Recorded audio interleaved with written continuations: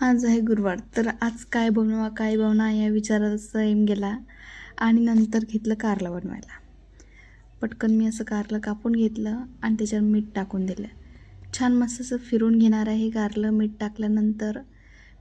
टाकल्यानंतर हे काही वेळ असंच ठेवून द्यायचं. छान मस्त असं फिरून घेतलं, पाहू शकता तुम्ही.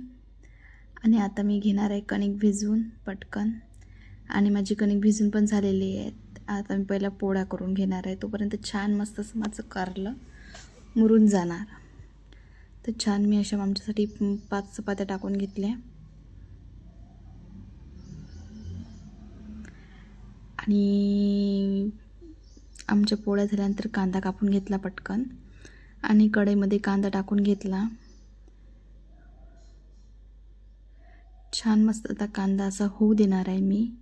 यात आता थोडंसं तेल टाकून घेणार आहे मी.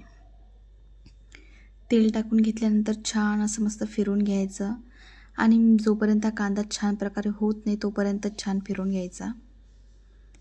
आणि आता नंतर मी जे कारलं हे केलं होतं ते धुवून घेतलेलं आहे मी, पाहू शकता तुम्ही. छान त्यातलं जे पूर्ण असा रस आहे तो काढून घ्यायचा, म्हणजे त्यातला थोडासा कडूपणा कमी होतो. आणि त्याच्यानंतर मस्त तिखट मीठ हळद असं छान टाकून घेतलं, छान फिरून घ्यायचं. आणि नंतर मी जे धुतलेलं कारलं आहे ते मी याच्यात टाकून घेणार आहे आता.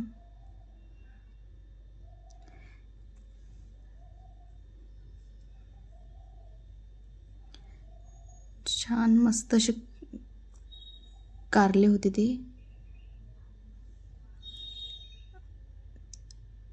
आणि छान फिरून घेतल्यानंतर थोड्या वेळ असं झाकण ठेवून घेणार आहे. थोडा वेळ होऊ देणार आहे, तोपर्यंत मी असे माझे भांडे घासून घेणार आहे. जे थोडेफारच होते, काहीतरी जास्त नव्हते, पण ते धुवून घेतले. आणि आता मी त्यात टाकून घेणार आहे शेंगदाण्याचं कूट.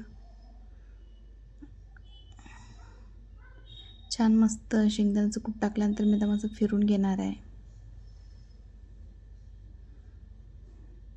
आणि फिरवल्यानंतर परत असं झाकून ठेवून द्यायचं. पाहू शकता तुम्ही, असं मस्त झालेलं आहे. आणि तोपर्यंत माझे ते होईपर्यंत मी भांडे पण घासून घेतले आणि कारलं पण माझं झालेलं आहे, पाहू शकता तुम्ही.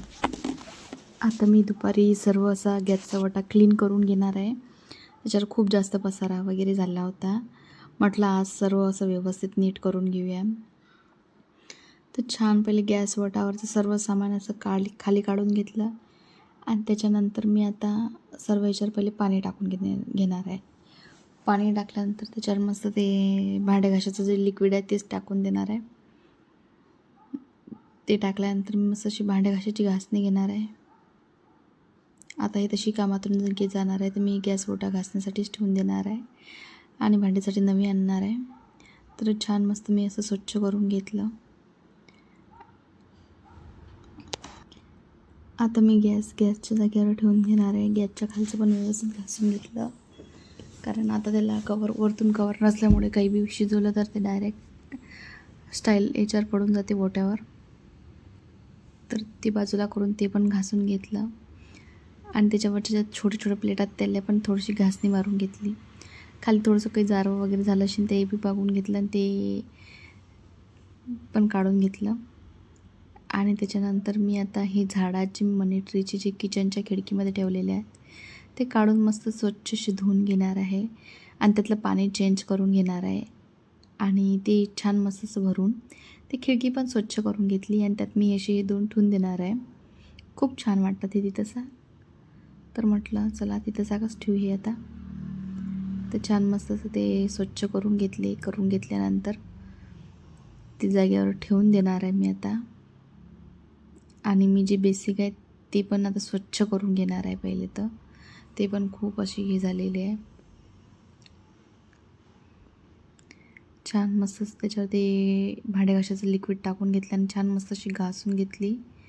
स्वच्छ पाण्याने मस्त धुवून घेतल्यानंतर पाहू शकता तुम्ही किती मस्त दिसणार आहे. तर